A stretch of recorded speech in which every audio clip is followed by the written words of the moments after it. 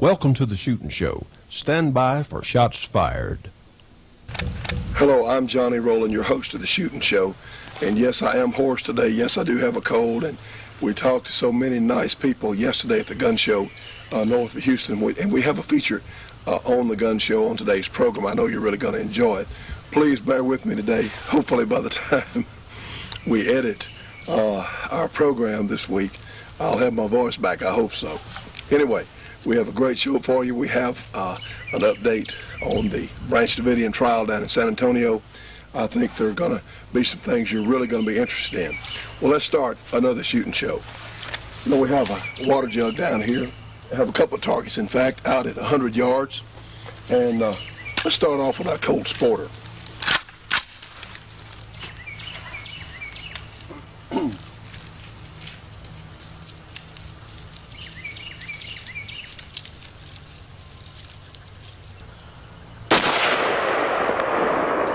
Okay, of course we applied our safety.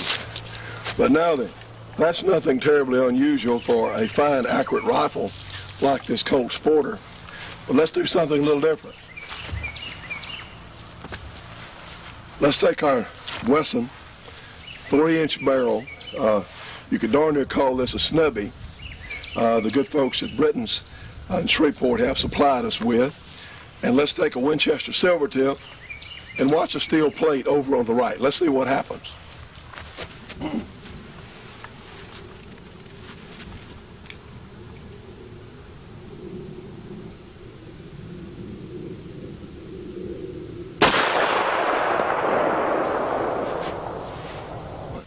Yes, friends, it does get cold in Louisiana too. Please bear with my voice. Hopefully it'll come back soon. Anyway, we're looking at the great Wesson fixed barrel 357, and a lot of you have seen the fixed barrel guns on our program before. We thought this was so neat because it has the excellent adjustable sights, which of course you can regulate for your intended load. And with a 3-inch barrel, you get the advantages of a smaller handgun, but you get the 6-shot full-size capability, certainly of the 357 Magnum cartridge. This gun will really, the only thing different you'll have to do when shooting, say, at longer ranges than you would, say, with a 6-inch barrel revolver, you have to be a little more careful on your sighting. You just have to take a little more time because you do have a shorter sight radius. There's more room for error. But again, if you can master shooting the principles of sight picture and get a good, firm, steady hold, and of course with the tremendous single action triggers these guns come from the factory, they're really easy to shoot well. This gun would qualify, one, as a tremendous backup gun, but tell you the truth, it would qualify as a first gun. You get the velocities, you have a 3-inch barrel, you don't get quite as much velocity, say, as a 4 or 5-inch barrel, but they're pretty good. With the excellent Corbon ammunition, with the 125 grain bullet, it will break 1300 even from this short barrel. To give you an idea of what these guns are in comparison to some others, the frame size is very similar to the Ruger GP100 series, whereas the cylinder size is the same diameter, that is, as a K-frame Smith & Wesson. So this means you can use the same speed loaders that you would use for your K-frame Smith & Wessons, yet you have the strength of the heavier duty revolvers, say, such as the L-frame Smith & Wesson and also the GP, I'm trying, the GP series Rugers. You have the strength of the heavier guns, but it's a little bit narrower. It's a little easier to carry. It doesn't take up quite as much space. Actually, it's about the same size as a government model 45. There's not much difference at all in them as far as size. But for those of us who like the reliability of a revolver, the ability to shoot widely varying loads all the way from 38 special wad cutters up through Glaser safety slugs or even 180 grain 357 Magnum cartridges, it'll sure do it. And of course, in a lot of areas now, the semi-automatics may get hard to get, or there may be some problems. Well, trust me on this one, friends. With one of these Wesson revolvers, you're not underarmed. In fact, a good 357 Magnum revolver is probably as good a defensive weapon as money can buy. Well, just for the sake of a demonstration here, we have our 45 ACP, and watch this in recoil in my hands. Again, a 45 is not a tremendously hard recoiling gun, but you would think that this smaller Wesson with a full charge 357 Magnum would be brutal, but with these excellent hoe grips, watch this. It just doesn't have a whole heck of a lot of recoil, even with the short barrel. And I'm going to lend part of the credit for that to the engineering staff at Wesson Arms. The system really does work well. Well, let's go over here to paper and take a couple of quick pairs on our paper and compare the 357 with the 45. All right, friends, as most of you know who are more veteran shooters, it's very easy to shoot control pairs with the 45 ACP. So let's take a look at this. Okay, here are our two holes right here, about 1.5 inches apart. All right, let's go ahead and tape our target so we'll know where we did or did not shoot.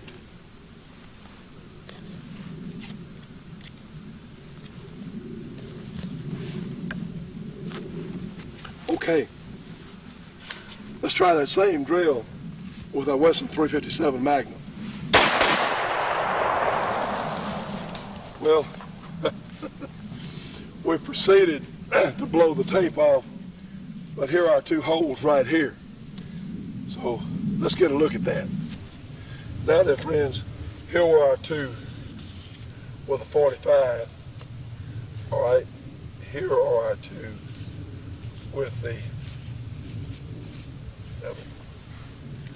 So you can see the point of this is you can rapid fire these tremendous Wesson guns even with full powered ammunition as quickly and as accurately, say, as even the 45 ACP.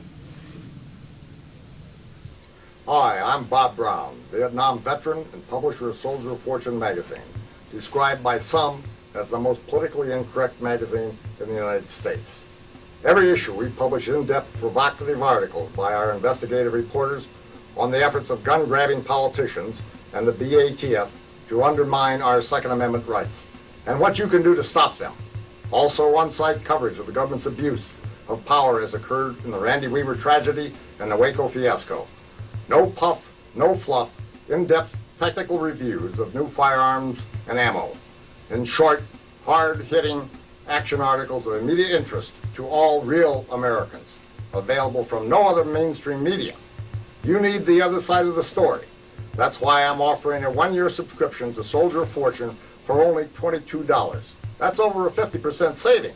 Also, we're going to throw in a free 67-page bonus coverage of all our Waco material that's appeared in Soldier of Fortune and how it affects you. Call our 1-800 number now. And friends, you can call our Shootin' Show 800 number. That's 1-800-895-7916. Ask for Department SOF for Soldier of Fortune, and we'll take MasterCard or Visa, check, or money order. So call us at 1-800-895-7916. Department SOF, $22 for a year of Soldier of Fortune plus the Waco supplement. It's a great bargain, friends, for a great magazine. All right, friends, looking at the Wesson up close, you can see these very fine Hogue, extremely comfortable Hogue grips. And of course, the Wesson, the cylinder latch is here on the crane. And of course, the ejector rod here, we have very fine adjustable sights. These guns are so well made, friends. I'll tell you what, if you're looking for a revolver, we know the people that build these guns, and they just are first quality all the way. They're also very economically priced. So these are terrific guns. All right, friends, we're going to load our Wesson. Go ahead and push the cylinder out there to the left. Take our HKS speed loader and line up a couple of those holes. There we go. And just turn it. Of course, our revolver is loaded. Close the cylinder. All right. And pull through.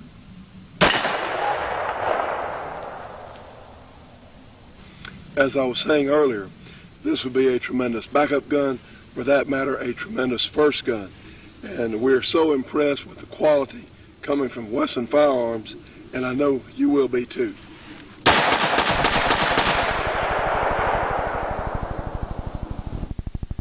If you'd like more information on the tremendous guns made by Wesson Firearms Company, give them a call at area 413-267-4081. Did you ever try to throw an axe, throw a tomahawk, or throw a knife? Well, now you can with AccuBlade's free video on the art of throwing weapons, free with any axe, tomahawk, or knife order. All AccuBlade products are made by hand in the USA. Please allow 4 to 6 weeks delivery. Now, friends, let me remind you, supplies are limited on this offer. Now, you have to specify whether you want the tomahawk or the knife or the axe, and of course that comes with a free video of instructions showing how to throw them. And you can send $34.95 plus $5 shipping and handling, or $84.95 plus $7 shipping and handling for all three, the axe, the tomahawk, and the knife. You can send a check or money order to AccuBlade, Box 206, Lockport, Illinois. The zip code is 60441. Now then, if you'd like to order it through the show, you can use our 800 number here at the Shootin' Show. If you have a MasterCard or Visa, call 1-800-895-7916, Department AccuBlade, and we'll take orders for these throwing knives, axes, and tomahawks here on the show. You can charge it to your MasterCard or Visa. Department AccuBlade, again, 1-800-895-7916. You know, kids always will be kids, getting into things they shouldn't, playing make-believe, and sometimes finding things on their own. But kids, if you ever find a gun, stop right there. Don't touch the gun and leave right away to tell your mom, dad, or another adult. And folks, if you have a gun in your home, be absolutely sure that it's stored in a safe and secure location. Because remember, kids will be kids. This message is a public service of this station and the National Shooting Sports Foundation. The Shootin' Show will be right back after this break for your local cable company or television station.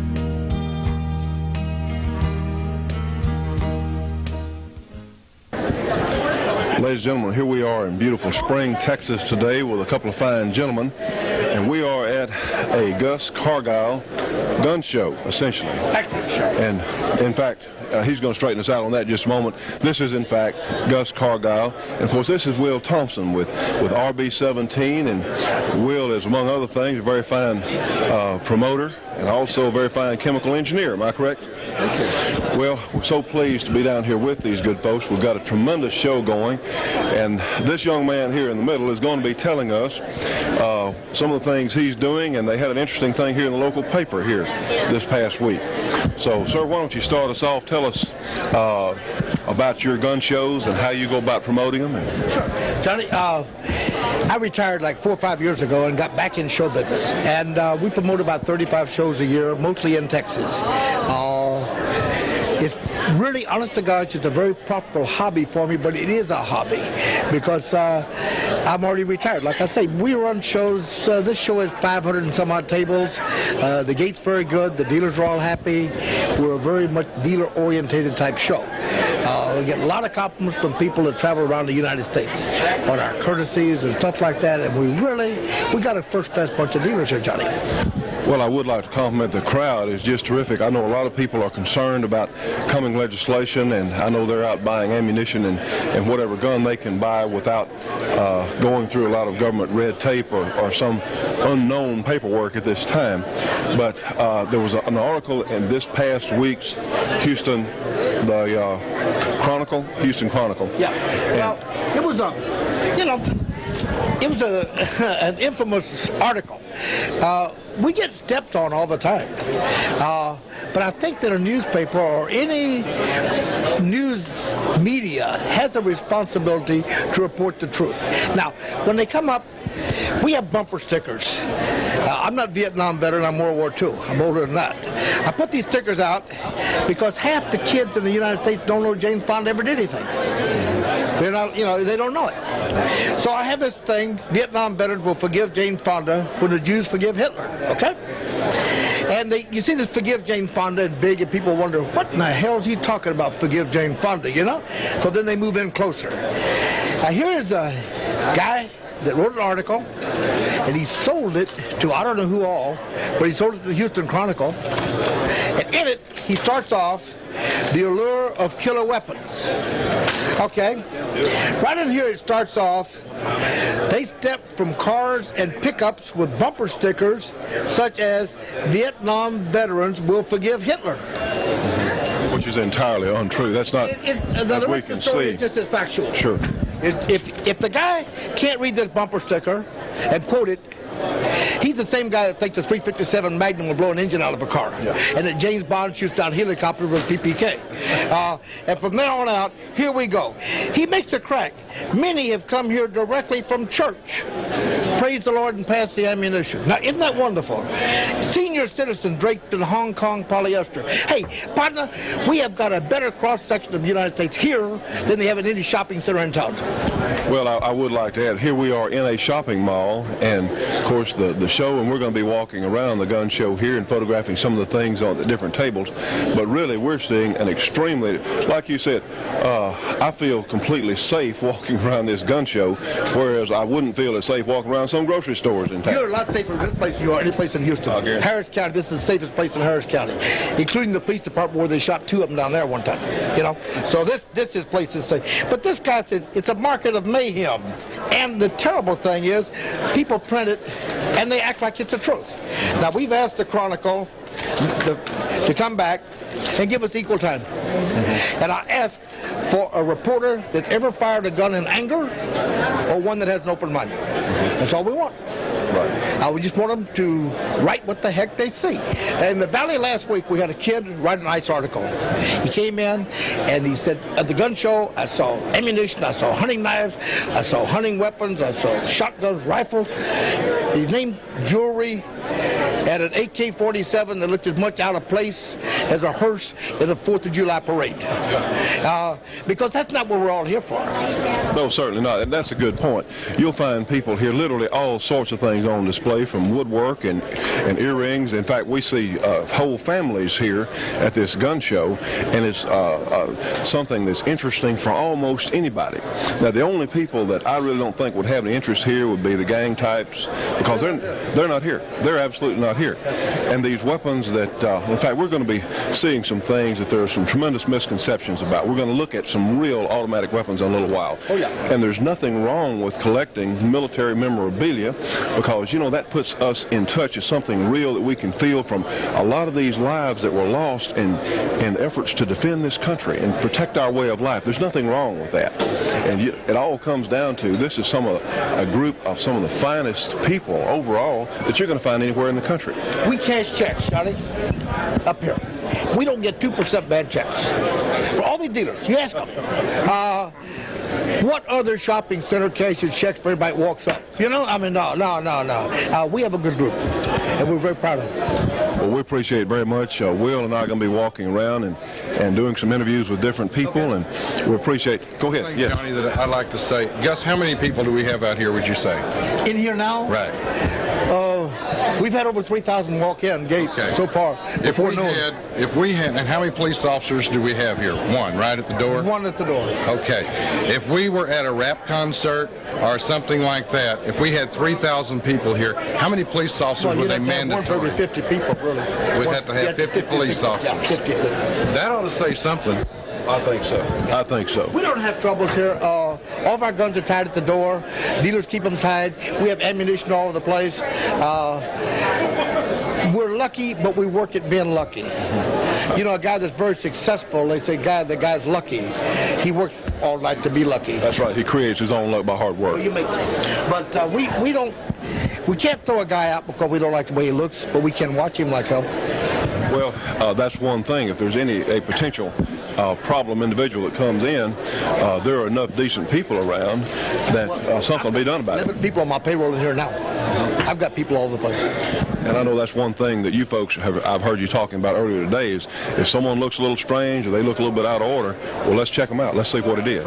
Because you know what, friend, we still believe in the individual. We still believe in individual responsibility. And we appreciate so much Gus letting us come down today, and it's a great show. And who knows, this may be an endangered species, that of the gun show. Let me tell you something, Johnny. I had a guy, a very, very sharp businessman, young guy. And he came to me and said, you know, you gun dealers are really thinking the wrong direction. I said, we are. He said, yeah.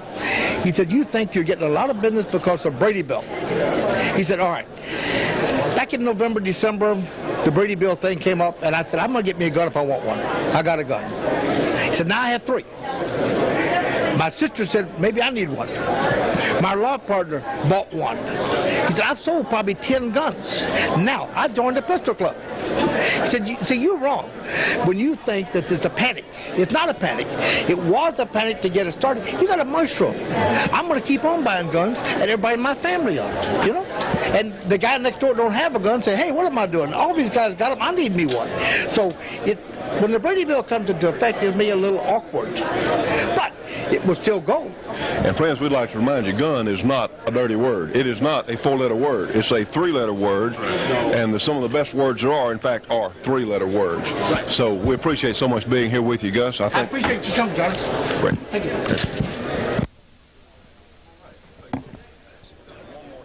Now, friends, we're looking at one of the dealers here who has a practice hand grenade, which some people would think dangerous, but these were always practice grenades. They were never, in fact, real hand grenades. So we're going to talk about that for a moment. Screw it back into this, and then they give them the military personnel that are training for hand grenades. They go to the grenade range and they throw them. When the fuse goes off, this hole in the bottom of this grenade is designed to have the force of the explosion of the fuse come out of this hole.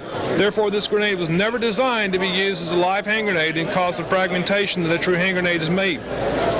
The reason that this hole is here is so that the force of the explosion can be vented out. Live hand grenades do not have that hole. They're a solid bottom all the way across. Hi, Johnny, we're out here now with just some average citizens. Now, the press has maligned us saying that we have crazies out here at the gun shows in camo. We have people out here that should be put away. Let's take, and we're going to interview an average person right off. I've never met you before, have I? No. And what is your name, sir? My name is Jack Summers. Jack Summers, and your name, sir? Wayne Hyde. Wayne Hyde. Jack, what do you do for a living? I'm an attorney. And you, sir? Police officer. Police officer. Okay, and you see any people out here that you would classify as crazies or lunatics or anybody like that, or do you just see the average American person out here that we used to have that was safe to go into a shopping mall? I don't see anyone here that makes me nervous. Gus said this would be the safest place to be. Now, you being a Houston attorney, you being a police officer, what would you say? Would you say this would be the safest place you could be in Houston right now? Probably pretty close to it. I'm also commissioned as a police officer. I work as a volunteer as a police officer, and I'm not wearing a gun here today, although I could. I'm not concerned about my safety here at this show. Let's say if you went to one of the shopping malls in Houston, would you wear a gun? Yes. That's what I thought. Thank you. Thank you very much. You bet. My name is Stephen Davenport. I'm the author of Hardened Target. This book is my own creation. It took 6 years through 42 states, Canada, Mexico, involving over 30 law enforcement agencies, federal, state, and local. I interviewed over 1,000 criminals, victims, witnesses, judges, lawyers, and law enforcement officers. This book is written in the belief that people can take responsibility for themselves. All they have to do is read this book.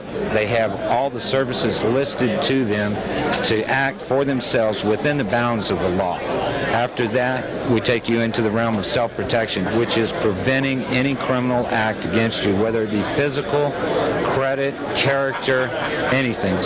Ultimately, should you be in a position where you have to use self-defense, that comes down to another thing. You have to act within the bounds of the law, or you'll face criminal charges yourself, even possibly civil charges. So this book gives you everything you need to survive this next decade, because as we see it, transgressions are coming in leaps and bounds from all avenues. Everything eventually becomes a matter of trust. Either you have it or you don't. Then you got to find some faith somewhere. Guns is, to me, a right. After that, it becomes a privilege. I believe in gun management through safety, instruction, and the proper use and knowledge when to operate that. I don't think there's anybody that's trying to say that we shouldn't know how to operate a gun, and gun courses are great. I think they should be taught in school. Absolutely, absolutely.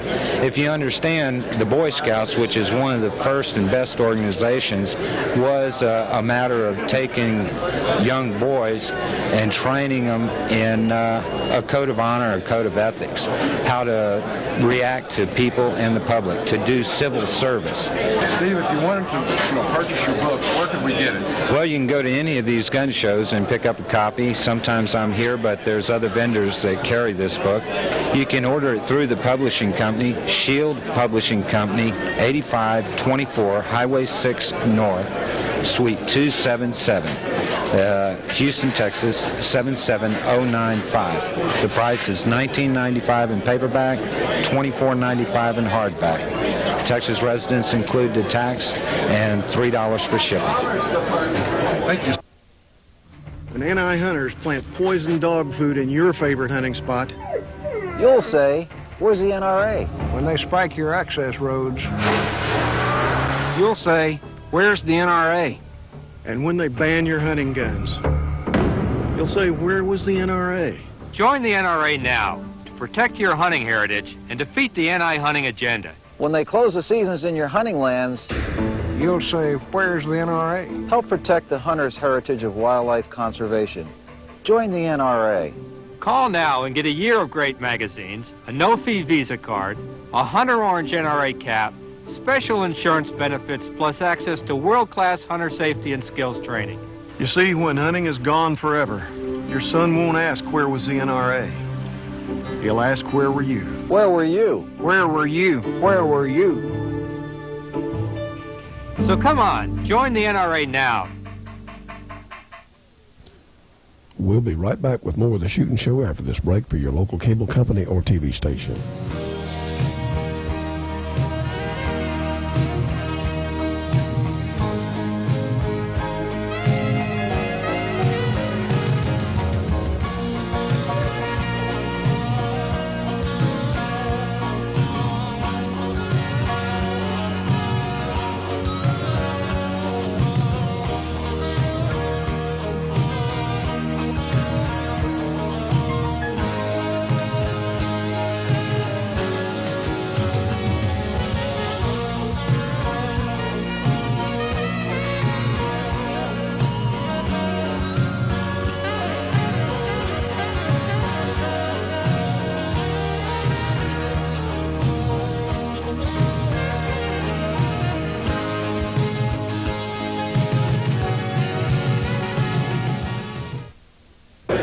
Johnny, I want you to kind of look around out here, and you'll see that we have children, we have families out here, we have all walks of life.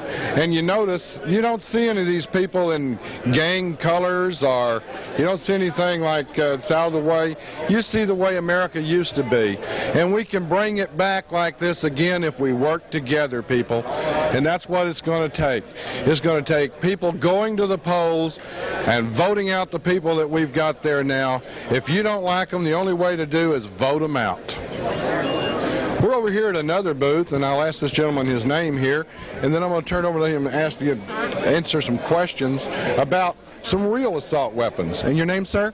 Ray Amerson. And Ray, what have you got to say? You've been in this how long now? I've been doing this about 13 years. About 13 years.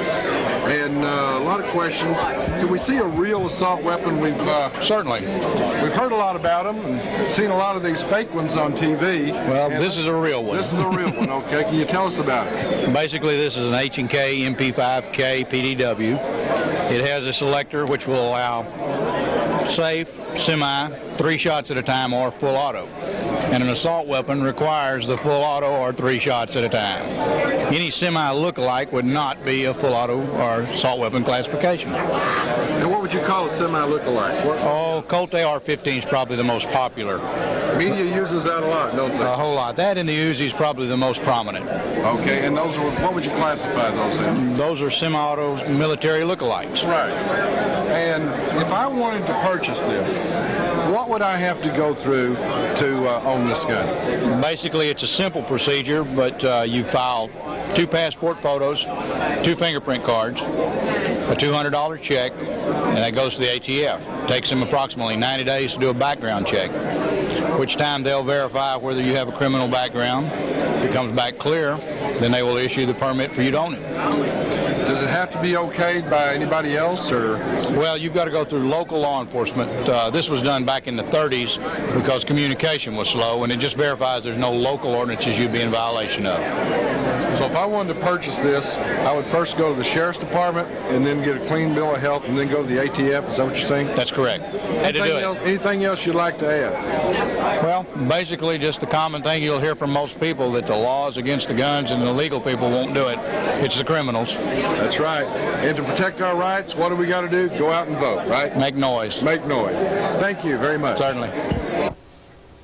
Well, friends, my voice is not quite back. Please bear with me. You know, one reason we wanted to show you as much as we could of that gun show is a lot of people out there watching have never been to a gun show and don't really know what goes on.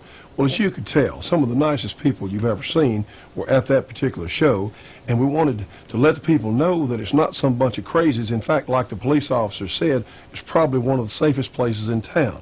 Because believe me, if anyone had gotten out of line, they would immediately have been dealt with and put out. Well, friends, I'm holding here a piece of the Sunday Shreveport Times, and it's called The Assault Weapon Ban High on Congressional Agenda. Well, let me tell you, let me just read you a list of the guns that these people in the Washington want to ban.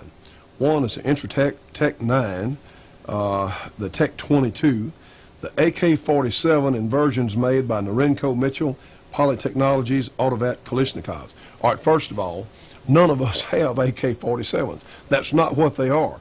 A lot of us have semi-automatic MAKs, which is a version, but they're not even assault guns, and that's what these people are so ignorant that they're calling semi-automatic guns assault guns. It's not so. Action Arms Israeli Military Industries Uzi and the Galil rifle. Well, friends, one, the Uzi and the Galil are very seldom seen in any crime because, one, they're extremely expensive, and of course, it's ridiculous. They're not assault guns anyway. Several other things, SWD M10, M11, M11/9, and 12, the Street Sweeper shotgun. Okay, that's a 12-shot revolving drum shotgun. They're slow to load, they're slow to unload. Again, very, very few of these guns out there. You come on down to the Beretta AR-70, the Beretta SC-70. Tell you the truth, I've never even seen one of those guns. I read about them.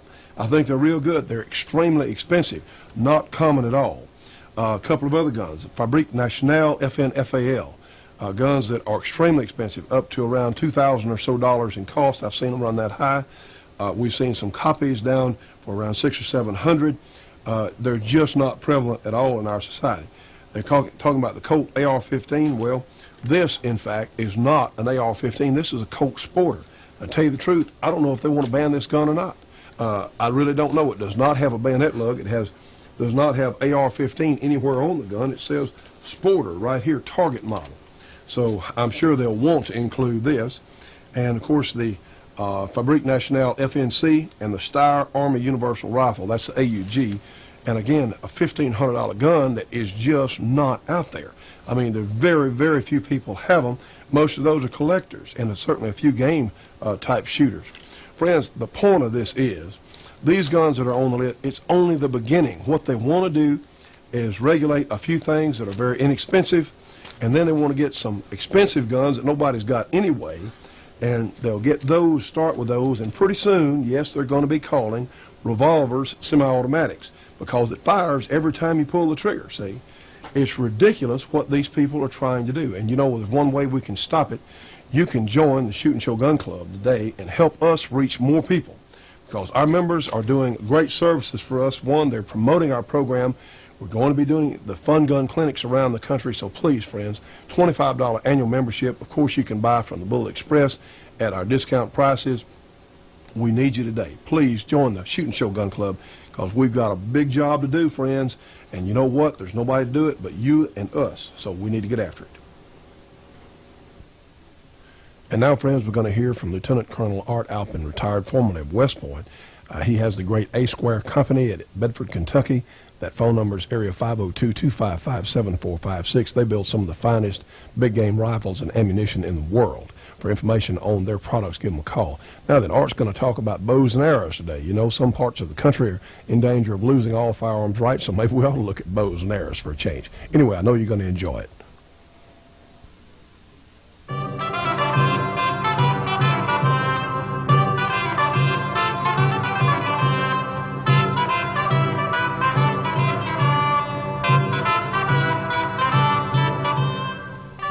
The bow and arrow as a projectile weapon had been known for some time. There are indications that its earliest use may have been 15,000 BC. Ever since that time, the bow and arrow has gone through periods of resurgence and disuse. I would like to cover the period 1200 to 1450 AD and focus on two competing bow-arrow projectile systems, the longbow and the crossbow. The crossbow was first seen in about 400 BC and was a direct descendant of the gastrofeet, a Greek siege weapon. By the 1200s, it was an individual weapon and could be carried and manipulated by one man. However, it was still powerful, with draw weights running from hundreds up to thousands of pounds. The draw weights were so heavy that the shooter required either a winch, like this one in the West Point Museum,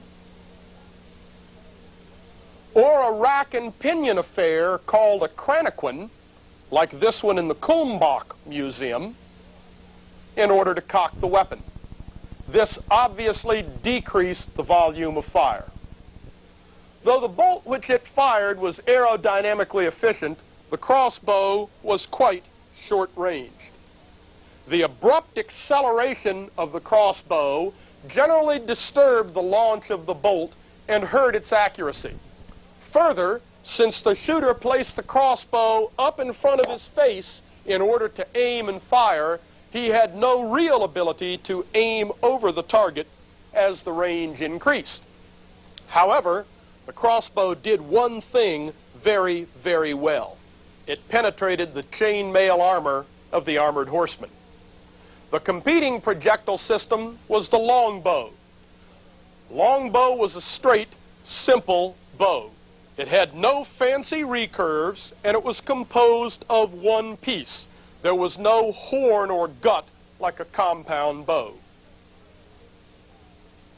It fired the legendary cloth yard shaft, an arrow roughly 30 or 31 inches long. These arrows fell into two types.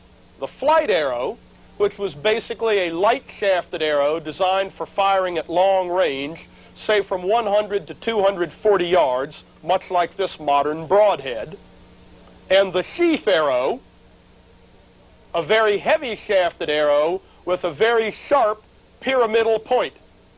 This sheath arrow could range up to 120 yards and was specifically designed for the penetration of armor. In our example today, the crossbow that we'll be firing is much less powerful than a real war crossbow of the 1200s.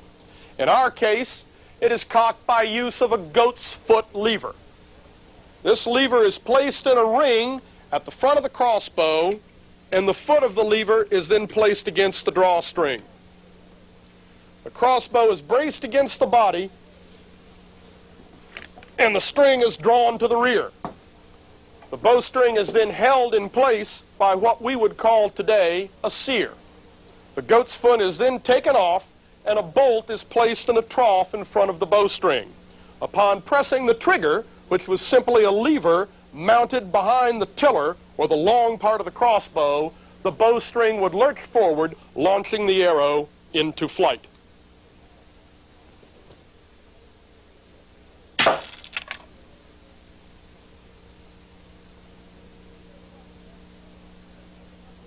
When you see this weapon in action, please remember that it has only 1/3 the power of a real war bow of the 1200s. This means that its range, 30 or 40 yards, would be about 1/3 that which a real war crossbowman would have gotten. However, because it is so much easier to cock with that goat's foot, its volume of fire will be roughly double what a crossbowman of that day and age would have attained. The longbow worked in a relatively simple manner. The shooter placed the nock of his arrow on the bowstring and laid the shaft of the arrow over his left hand, which held the bow at the belly. He then hooked 2 or 3 fingers over the bowstring, straddling the arrow. Drawing the string back to the hinge of his jaw, he then aimed at the enemy and released.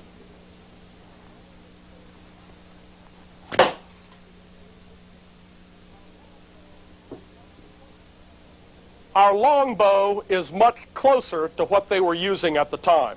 We believe it to have had about 2/3 the power of what a real war longbow would have had at that time. Therefore, its range will be a bit less, but its volume of fire will be almost exactly the same.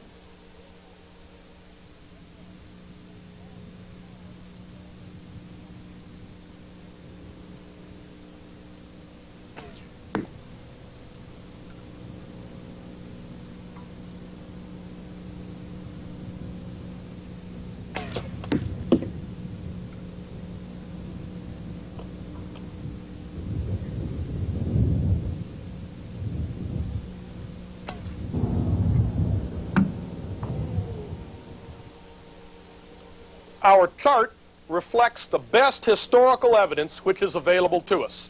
It is quite obvious that the longbow outranges the crossbow by better than 2 to 1 and has a much higher volume of fire. It would seem then that the longbow would be the obvious choice. However, the chart does not tell everything. At the longer ranges, the longbow would be using the flight arrow, which is not necessarily an armor penetrator. It would certainly penetrate normal clothing or leather, but would not penetrate chainmail. Also at the longer ranges, though hits can be obtained, the angle of fall is quite steep and the velocity greatly reduced. And we'll come back to more on the crossbow and longbow after this break for your local cable companies or television station.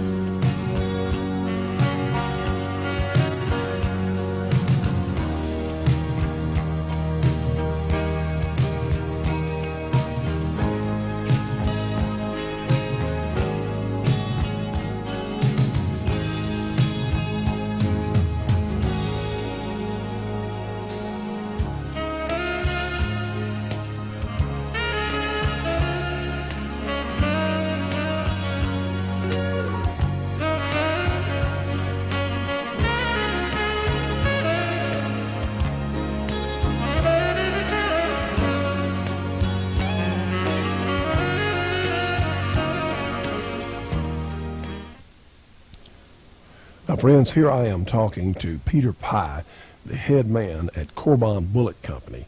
And of course, they offer the finest line of high-performance ammunition available anywhere in the world today, offering such loads as this 7.62 by 39 Urban Defense load to their new high-performance loading for the 45 Colt. They're also offering some very difficult-to-find loadings for calibers up to and including even the 600 Nitro Express. For a complete listing of all the Corbin products available, call them at 1-800-626-7266, Corbin Bullet Company. Again, 1-800-626-7266.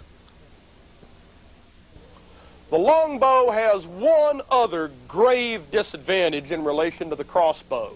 A crossbowman can be trained in a short period of time, and he need not keep his weapon with him constantly. It could be issued by the king or by a baron immediately prior to going off to war. This is not true of the longbow. The longbow came to England from Wales in roughly 1190 AD. In any other place or time, the longbow would probably not have borne fruit and simply died away. But in England at that time, with its free yeomanry, its trust of the common citizenry, the Magna Carta, plus the fact that it was an insular society, the longbow took root. The longbow was a difficult weapon to master, required training from a very young age, and took constant practice in order to retain shooting skills. At least 7 years were required for the training of a combat-ready longbowman. The tales we remember as children of Robin Hood and the county fairs and Maid Marian and the Merry Men and so forth were based in fact. The fairs were sponsored by the king as a means of instituting longbow practice. This could not have happened in any other society. Lastly, remember that the longbowman, once trained, became a valuable commodity that could not be squandered. Beyond these problems, both the crossbow and the longbow suffered another disadvantage. They both were extremely vulnerable during the loading process. A longbowman or a crossbowman could not wear much armor and still operate his weapon, nor could he carry shock weapons with him like this broadsword or this mace and still carry his longbow or crossbow, the bolts, arrows, and so forth. Further, when he commenced to fire, he normally was rooted to the spot. He either had to lay his arrows out in front of him, string his longbow, and get ready to fire, or in the case of the crossbowman, he had to lay out his bolts and then get his cocking mechanism ready. Therefore, they were not mobile, and if they were attacked at close range, they basically had no method of defending themselves. Consequently, the longbow and the crossbow were either defensive weapons fired from the inside of a castle, or, if used in the open field, other people had to be nearby in order to defend them. Further, longbowmen and crossbowmen, if they knew battle was coming, frequently placed sharpened stakes in the ground in front of them as a method of stopping the charge of the armored horseman before the horseman's lance could be brought to bear. Remember that the longbow and the crossbow were in their heyday just prior to the resurgence of trained formations of infantry armed with the pike. Consequently, the protection for the longbowman and the crossbowman was not necessarily well coordinated in the 1200s and early 1300s. It is of course true that the longbow performed very, very well in the early stages of the 100 Years' War, racking up great victories at Crécy, Agincourt, and Poitiers. These victories were primarily due to the longbow's combat range and volume of fire. However, the leaders of the day understood the preparation and the other actions required on their part in order to gain the benefit from the longbow while shielding themselves from its weaknesses. The English kings, particularly Edward I and Edward III, had gone to great lengths in an attempt to come up with a tactical system for using the longbow in combat. In what Dr. Ira D. Gruber calls the English home games, the English fought many battles, such as Falkirk and Halidon Hill, against the Scots, where they perfected their tactics before they went to the away games against the French. In fact, the Battle of Halidon Hill against the Scots in 1333 is almost a mirror image of the Battle of Crécy against the French in 1346. In modern terms, we would say that these weapons had advantages and disadvantages, and for them to be effective on the battlefield, the leader had to understand each weapon's strengths and weaknesses and weave these into his tactical organization and his battle plan in order to maximize upon the advantages and protect himself from the weaknesses. It may have been a long time ago, but crude or stupid, it wasn't. The leaders devoted a great deal of thought on how to incorporate these weapons into a winning team, and we expect nothing less of you today. And now, friends, we're going to hear our update from our reporter, Jim Pate, down in San Antonio on the trial of the Branch Davidians. And Jim had just come off a multiple-hour interview off radio, and I know he had to be tired. We really appreciate his efforts in giving us this report. Hi, Johnny. Hi, folks. I'm Jim Pate. I'm outside the federal courthouse in San Antonio, Texas, for where the Branch Davidian trial entered its fourth week today, Monday, January 31st. Friday brought the most interesting testimony thus far when ATF agent Robert Rodriguez took the witness stand. Mr. Rodriguez was living in an undercover house and participated in 24-hour surveillance for a 2-week period in January of 1993. He actually visited the compound on a number of occasions, and reporters here are trying to decide whether Mr. Rodriguez, or Agent Rodriguez, who's supposed to be one of the prosecution's star witness, whether his testimony was more helpful to the government or more helpful to the defendants, the 11 Branch Davidians who were on trial here for conspiracy to murder 4 federal agents. Agent Rodriguez testified that in 2 weeks of undercover surveillance, he saw no illegal activities. He testified that in many trips to the compound that he saw no illegal activities. He said he saw no weapons other than weapons that he and another undercover ATF agent took over to Mount Carmel for some target shooting with David Koresh. He provided some very dramatic testimony about his visit to Mount Carmel in about an hour before the monumentally disastrous ATF raid on the 28th of February. He said before he left, he realized that David Koresh had been warned that the raid was about to take place, and he was under the distinct impression, he said, it suddenly dawned on him that David Koresh and the other people had known all along that he was with ATF, although they never directly confronted him, and he feared for his life. He was afraid that they were going to shoot him before he got out, but on cross-examination he acknowledged that even after the people inside Mount Carmel became aware that an ATF raid was imminent and that they knew that he was an undercover agent, that they were kind to him, they did not try to prevent his departure, and that David Koresh even came up and shook his hand as he went out the door and said, "Good luck." Johnny, it's hard to figure here in San Antonio what the government's going to pull out of its hat next. Right now, the defense is holding its own. Witnesses today testified about an execution of a search warrant against the Mag Bag, a garage building where some gun parts were shipped to. It came out on cross-examination that this building was primarily a garage where Branch Davidians rebuilt Camaros and other automobiles, and they did automobile repairs there. Some really interesting testimony that the jurors seemed to perk up to was the fact that even though the owner of the building, a bank president, was standing nearby and had offered the keys to the ATF to enter the building without any problems, they chose to use 2 Bradley fighting vehicles to knock holes in the front and the back of this building, and the building itself and many vehicles inside sustained heavy damage. Johnny, the government's got a long way to go to prove their case here. This is shaping up like another Randy Weaver case. The government seems to be stumbling at every turn. Their credibility has been consistently damaged by cross-examination by defense attorneys. And we'll see in the next 3 weeks when the government's expected to finish their case. Right now, they're predicting snow tonight in San Antonio. Everyone's in a panic. and there's some talk that court may be canceled tomorrow. But I'll be back next week with another update.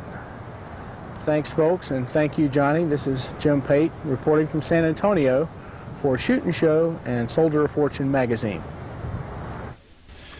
You know, friends, here in Louisiana, we're faced with a lot of humidity, and I personally still like blued guns. We carry some stainless guns, but, if you came out here to the farm and found me walking around, you'd probably find me with this blued 41 Magnum Smith & Wesson in his holster there. And here we have so much humidity. Of course, the weather here in Louisiana tends to be on the wet side anyway, and we have discovered one of the finest lubrications. In fact, I'm going to go out on a limb and say this is the absolute best lubricating oil and protectant that I have come across. This is the Tetra Gun, and this is fluoropolymer penetrating lubricant and bore conditioner. Now, friends, this stuff is so good. In fact, when the government finds out, they're going to probably make it illegal because it's that good. You can put the Tetra Gun treatment on the finish on a gun, and it will go through moisture and all sorts of terrible conditions and will continue to be preserved. It is really just excellent. You can put a few drops of Tetra Gun if you've got an action on a handgun or on a long gun that is a little stiff. You can put a few drops of Tetra Gun in the action, and it has the effect of literally doing an action job on your gun. So for long guns or short guns, whatever, the Tetra Gun lube is just about the best that I think that I have ever encountered. And you know, if we say it here on the show, we darn sure believe it. You can get the Tetra Gun different treatments. They make a grease. They also make a very light oil in a spray bottle. You can buy the grease or the standard lubricant bottle from us here on the show through the Bullet Express, or you can ask for it at your local sporting goods shop, because this is just tremendous stuff. You can store, say with the Tetra Gun grease, if you were going to store a gun or a piece of equipment for a long period of time, this would be an excellent thing to protect it over the long haul. So again, you can get it from us here on the show through the Bullet Express, or you can ask your local sporting goods or gun store for it. Or for that matter, you can call the company for information. And for information on Tetra Gun products, call them at area 410-268-6451. This is some of the absolute best lubricant we've ever encountered, folks. I know you won't be disappointed. You know, friends, all of us as shooting enthusiasts should be subscribing to Shotgun News, the trading post for anything that shoots, with 3 big issues monthly with literally thousands and thousands of firearms bargains. Shotgun News, Post Office Box 669, Hastings, Nebraska. That zip code is 68902. Their phone number is area 402-463-4589. For MasterCard or Visa for subscriptions only, call them at 1-800-345-6923. Again, 1-800-345-6923. And would also like to extend our thanks and appreciation to Britton's in Shreveport, 517 Louisiana Avenue, for their support in getting us guns and ammunition for testing on our program. Well, friends, we've run out of time again for this week's program, and we sincerely want to thank everyone for being with us. We look forward to seeing you next week on another Shootin' Show, but remember, if you talk to any of our sponsors, please let them know that you saw their products on the Shootin' Show. It'll help all of us. So, remember, join the Shootin' Show Gun Club as soon as you can. Today will be best. We'll see you next week on another Shootin' Show.